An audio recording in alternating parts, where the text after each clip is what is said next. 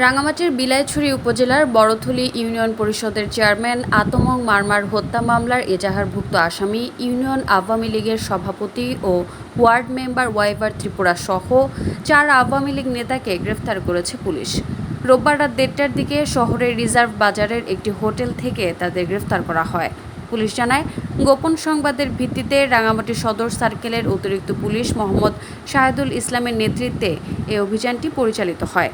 গ্রেফতারকৃতরা হলেন বড়থলী ইউপির 4 নং ওয়ার্ডের মেম্বার ও ইউনিয়ন আওয়ামী লীগের সভাপতি ওয়াইভার ত্রিপুরা, ইউনিয়ন আওয়ামী লীগের সহ সভাপতি সাধুচন্দ্র ত্রিপুরা, বিলাইছড়ি উপজেলা আওয়ামী লীগের শিক্ষা বিষয়ক সম্পাদক সত্যচন্দ্র ত্রিপুরা ও ইউনিয়ন যুবলীগের সাবেক সভাপতি সুজন ত্রিপুরা।